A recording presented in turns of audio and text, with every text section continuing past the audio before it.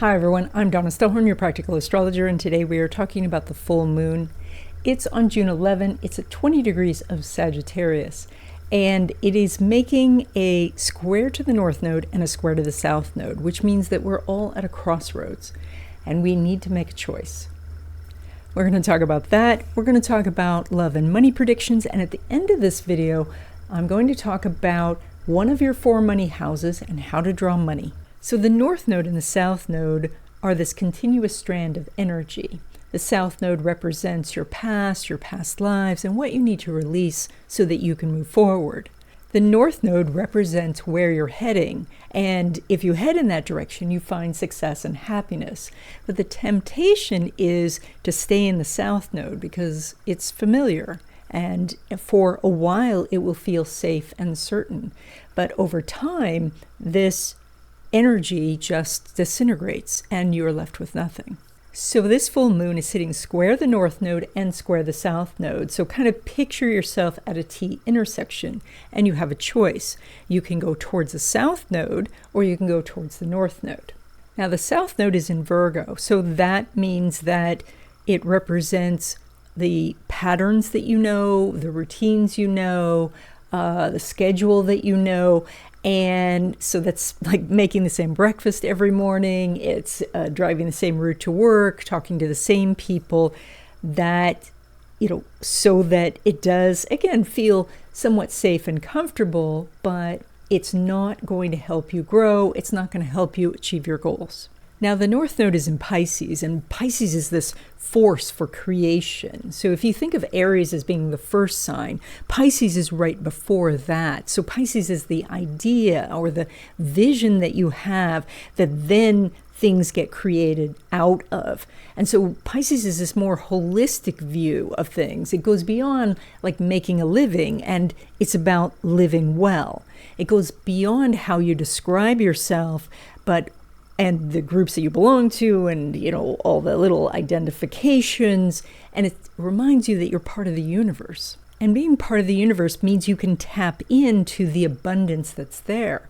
So you're at this crossroads now with a choice of exploring something new and investigating that idea and seeing if you can take this vision and turn it into reality. Or you can choose the south node, which is doing the same things you've done before and being in that same routine and stuck in those chores and those endless tasks. Now, that's not to say that laundry doesn't need to get done and dishes don't need to be washed. Those things do need to happen, but this is where you don't make it your entire existence, that you carve out a little bit of time, even just a few minutes a day, so that you can work on the things that are going to bring you real happiness. So this is full moon energy. So it is the busiest time of the whole lunar cycle. And so you're busier now than even usual, which is saying a lot. But you want to stop for a moment and just picture what you want for future cycles. You want to think about maybe what you want to get going on the new moon in a couple of weeks. And if you would like to know what's ahead for you in 2025 and 2026, I do readings. These are live readings by Zoom where we go through your chart and your questions. You can record this session. And so there is a link in the description that gives you more information. Okay, Aquarius, this full moon is in your area of the future and the things that you are wanting your life to become.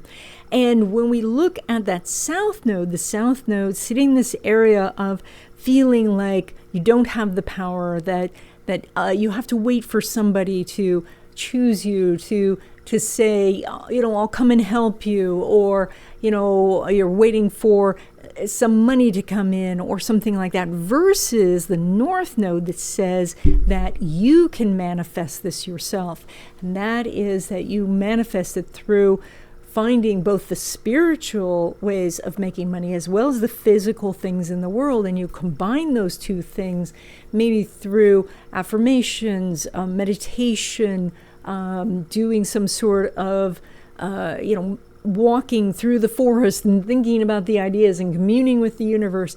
Those sort of things can help you get the ideas that then push you towards the life that you want, your vision. Now, when it comes to relationships and business partnerships and friendships and all of those, there's no aspect going on between the Sun and Saturn or the Sun and Uranus. And so this energy is a little bit disconnected right now. Now, you do have this full moon lighting up this area that also represents friendships, so that is quite possible during this time.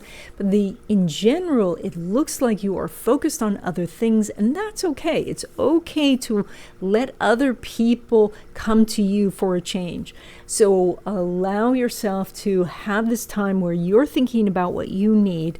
And when this energy lines up outside this 2-week period, then you can go back to connecting with others and doing what they need. Now, when it comes to your money, you pull money from Neptune, which is in Aries, and now Saturn is there too. And that's actually a good thing because Neptune can be a little nebulous. And so Saturn gives it a structure. And so Neptune creates this vision that you have of the things that you want and, all the possibilities. But Saturn then says, okay, let's put this into a spreadsheet and figure out when we're going to do what. And that's what makes it real. So this is actually a good energy for you. If you feel like it feels restrictive, it's actually what it's doing is it's saying let's make this solid. Let's make it practical. And that's what you actually need when it comes to money. Now, when it comes to money from business or from investments, Mercury's making a square to Neptune. So, and that is a powerful energy for making more money over this next 2 weeks. So this is that action's going to be necessary. As you take action, you're going to get the profits. That's fantastic. So, but more importantly, you will have to take the action. Like if the customer calls you and you must take the order, or the person says, this is the investment, let's do it right now. So that's the type of energy that you're dealing with over this next 2 weeks. Now, when it comes to money derived from career, so that would be a paycheck, Jupiter is making a square to Neptune. So again, you have very strong energy for making more money. This could be that your boss says, we're going to talk about your raise right now. So be ready to tell them all that you have accomplished, all you have contributed to the team and to the company. So if you are going in for a new job, be ready to ask for more money. So, and be ready to say, these are the reasons that I need this more money. I'm bringing these skills to the company. I'm bringing this experience. So you can gain more money. This energy is going to continue for a while. So you will have other opportunities outside this 2-week period. Welcome to the third section of this video where I'm going to make a couple of announcements and then we're going to talk about one of your 4 money houses and how to draw money to you. The new month wishes class is on June 1st. It's at 12 p.m. Pacific time. And now there is a much easier way to register for this class. So just click on the link in the description to register. This is a free class where we talk about the astrological happenings for the month, and then we write our wishes together, and then we energize them together in a short meditation. I know this date and time doesn't work for everyone, but if you can't come but you're interested, sign up anyway because you will get information about how to write your wishes for the month. Also, if you like astrology and you love black cats, then you're going to love my newsletter. It's an illustrated guide for the happenings of the week and it's free to sign up. There's a link in the description. Also, I have some videos coming out that are more about the world perspective for some of these major aspects that are happening. These are videos that are members only, and so if you would like to join and become a member, that would be fantastic. It's only $2.99 a month, and there is going to be these exclusive videos, also instructional videos. These videos go into astrology more deeply. And so if you're interested in this, there is a join button by the subscribe button. So let's talk about finding the hidden money in your chart. You have 4 money houses in your chart: the 2nd house, 5th house, 8th house, and 11th house. And you may have planets in some of these houses. You may have planets in all of these houses. You may have planets in none of these houses. That doesn't matter, because sometimes planets can bring some benefits, but sometimes they can bring some real challenges. So the most important thing is to work with the energies. So when you're looking at your chart, the line that sits between the first house and the second house is called the second house cusp. Now, I use a house system called Placidus, and there are about 20 house systems out there. This one that I use is probably the most popular one used by modern astrologers, and I think it gives you the most accurate information. And so when you're running your chart, if you're using one of those free apps, set the house system to Placidus. That's going to give you the most information about your money. So your second house cusp, that line between the first house and the second house, has a sign at the end of it, so on the outer part of the wheel. And that sign is quite important. Now, I've been going out and doing some teaching lately, and I've seen people using apps that don't have the sign printed at the end of the cusp. And so you have, if that's the case with your chart, you have to go to the list that it gives you. Hopefully it gives you a list. And if it doesn't, or if you're not sure, you can send me an email and I will send you a copy of your chart. There's a link in the description. So that sign on the second house cusp actually shows you how you handle money, and the ruler of that sign shows you where you are pulling money from. So, but let's first focus on the sign itself and how you handle money. If you have Aries on the second house, you want to make your money quickly, you want to make your own money, and any sort of obstacle can frustrate you. And so that can make it difficult sometimes if you are starting a business or doing something that takes a lot of time. So for you, the best thing would be to break things down into very small increments so that you could be constantly doing these new tasks so that you could build something toward revenue. If you have Taurus on the second house, then you feel that you want this comfortable environment. You want to have the tangible things that represent money. And so that can be why you go shopping, so that you can have these items, because that makes you feel safe and secure. But you could also feel quite comfortable by having large amounts in your accounts. And so by shifting your mindset towards, I don't need this physical item, I need those physical dollars in my account, then you can start to accumulate. Now, if you have Gemini on the second house, then you talk about money, you think about money, you may shift back and forth from some very practical investments to some wild schemes. And so, but a lot of the money activity is going on in your head, and it needs to come down into the practical world. And so it's very important when you're having all of these ideas about how to make money is to pick something, or better still for Gemini, pick two things so that you can work on those things toggling back and forth. Now, if you have Cancer on the second house, you are very sensitive to the fluctuations of your money. And that's because Cancer is ruled by the moon, and the moon grows and shrinks every month. And so you need to recognize that there are patterns in how your money flows, that sometimes it's flowing in and sometimes it's just a little trickle, or that sometimes your bills are manageable, but sometimes they are bigger. And as you recognize the cycles of things, then you get into the flow, and money can come in and you can feel more comfortable. You also do need to be aware that your family, and that can be extended family, can either step in to help or hinder your progress.